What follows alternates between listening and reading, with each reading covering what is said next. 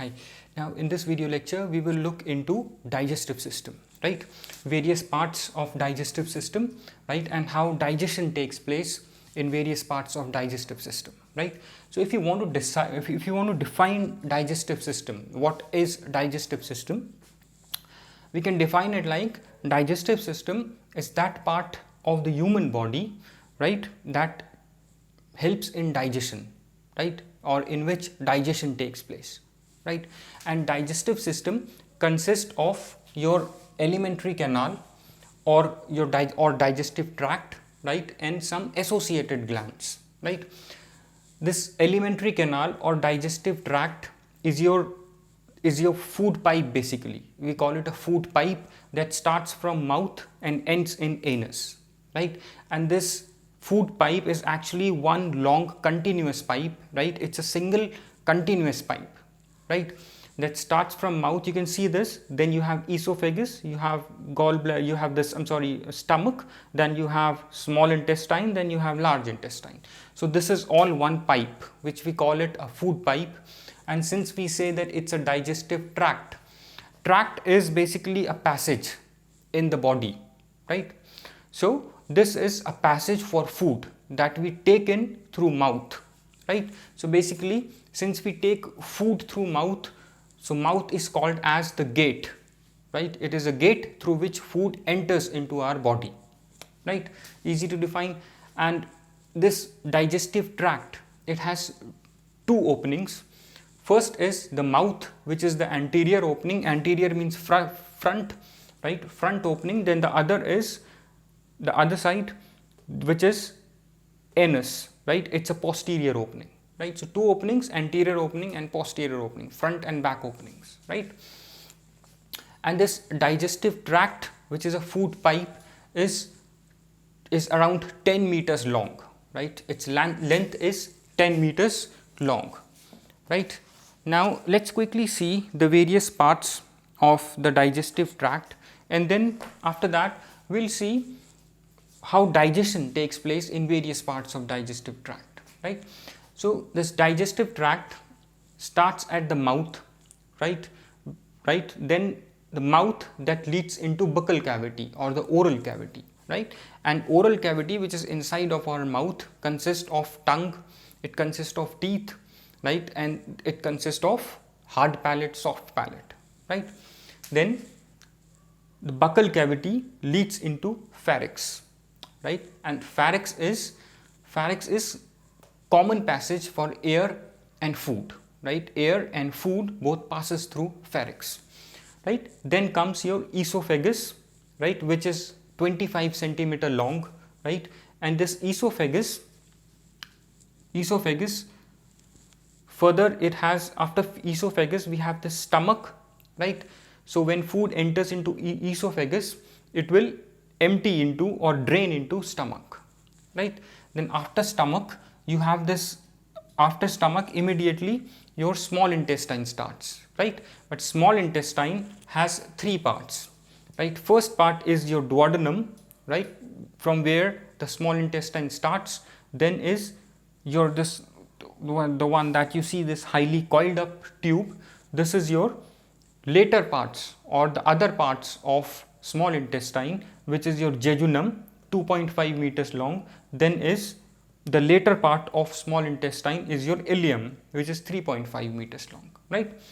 And after jejunum and ileum, this ileum, which is a small intestine, is connected to this large intestine. This thick intestine that you see, the broader intestine, is your large intestine, right? And this ileum connects to the large intestine at the cecum, right? Cecum is the first part of large intestine. So ileum connects to the large intestine through its first part, which is cecum, right? Then you have this large intestine, and large intestine further has parts, like it has cecum, right, which is the first part. Then you see this part which is going upwards. This is your ascending colon, right?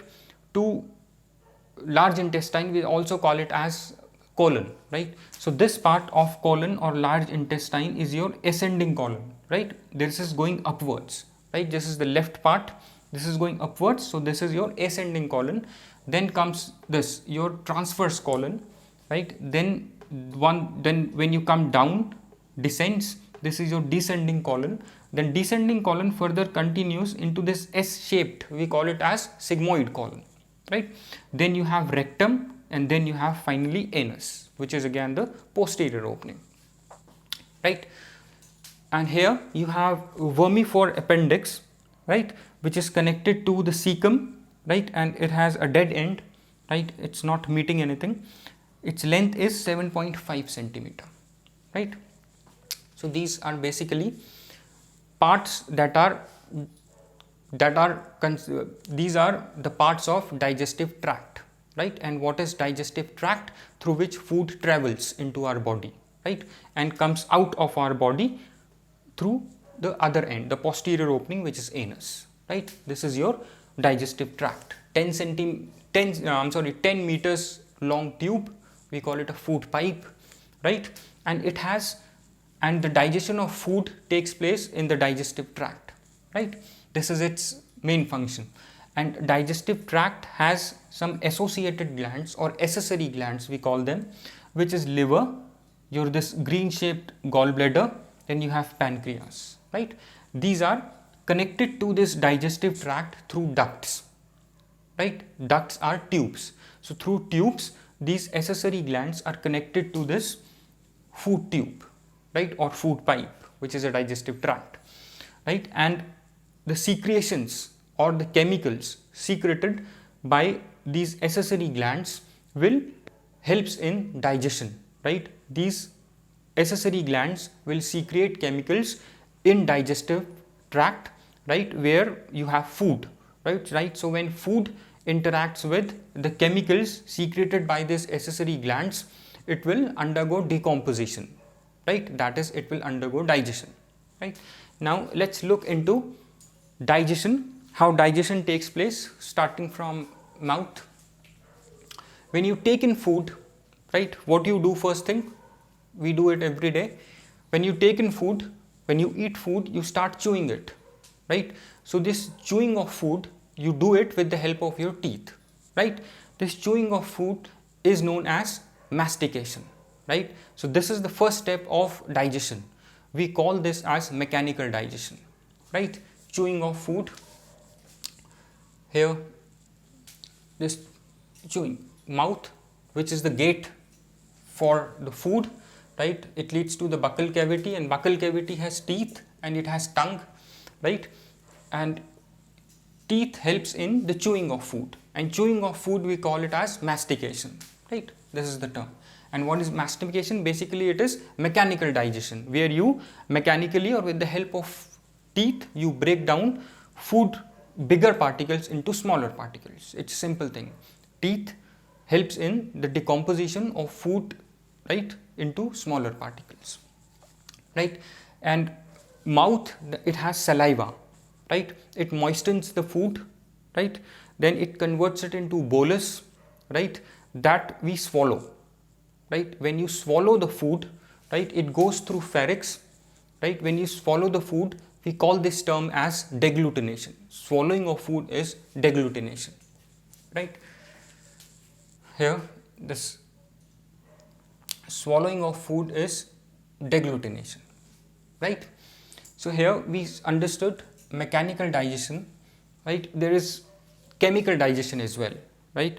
Our mouth contains saliva, and in saliva we have salivary amylase, right? Salivary amylase is a enzyme that helps in the digestion of starch, right? So when you eat something, if it has starch, then the digestion of starch starts in the buccal cavity, right, in the mouth, right, with the help of salivary amylase, right, which is present in saliva, right? So this is important. Salivary amylase, this is important, helps in the digestion of starch, right, in your mouth.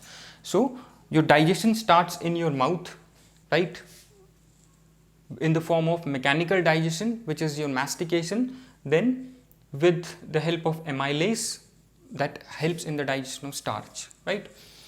Then comes when then the food is swallowed, which is degglutination, it passes through pharynx into this esophagus, right?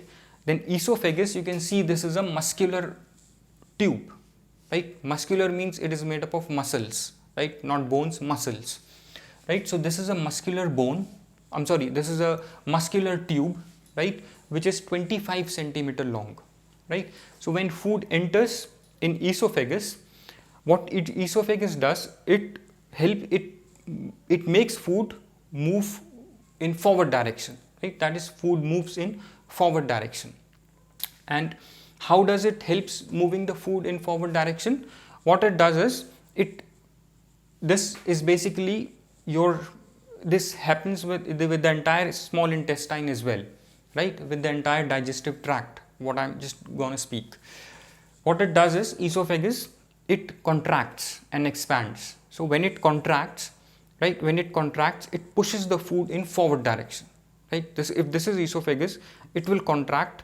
When it will contract, whatever food it has, it will push it in the forward direction, right? So these are kind of waves, right, that gets generated when your esophagus contracts, right? So this contraction, right, of these muscular wall of this esophagus is known as peristalsis. We call it as peristalsis. So due to this peristalsis, or this contraction of the wall of this esophagus, food moves in the forward direction. So when food moves in forward direction, it comes into stomach, right, or esophagus drains food in your stomach, right? So when food enters into stomach, very less digestion takes place in stomach, right? And basically your stomach, it stores food for some time, right? Stomach stores food for some time, and stomach is highly acidic due to the presence of hydrochloric acid, because stomach secrete hydrochloric acid, right? Now this hydrochloric acid will help in killing of bacteria, right? Hydrochloric acid will kill bacteria. So when food will enter this stomach, any bacteria or pathogen present in the food will get killed due to the presence of the hydrochloric acid in the stomach, right?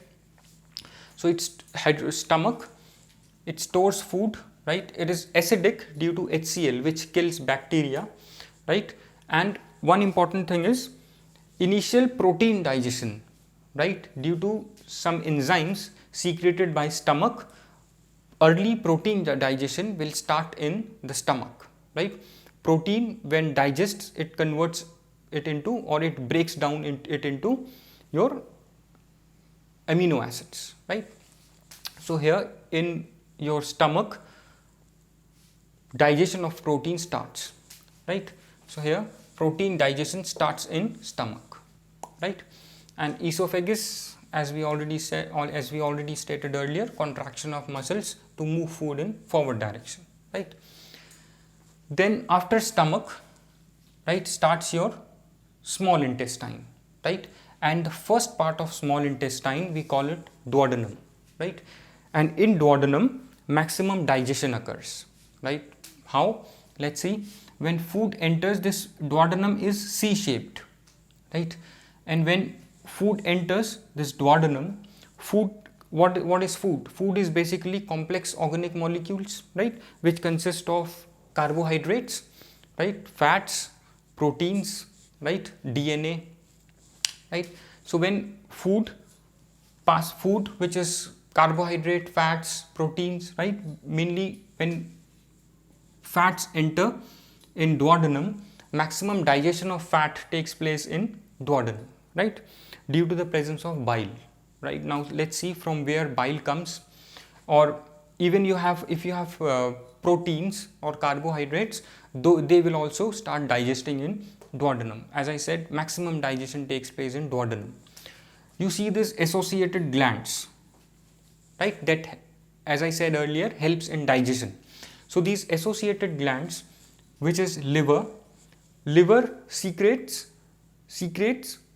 bile, right? And you have gallbladder, which stores bile and regulates the secretion of bile, right? Then you have pancreas, which is fit into this C-shaped curvature, right? This pancreas secretes various enzymes like amylase, right, and proteases and other enzymes, right, that will again help in protein digestion. So this pancreas will secrete enzymes, right, that will travel through pancreatic duct into duodenum, right, because this duodenum